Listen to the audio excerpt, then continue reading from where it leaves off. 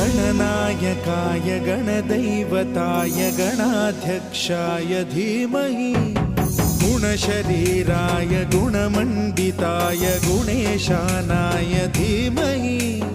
गुणातीताय गुणाधीशाय गुणप्रविष्टाय धीमहि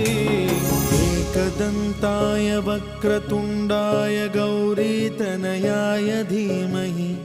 गजेशानाय भालचन्द्राय श्रीगणेशाय धीमहि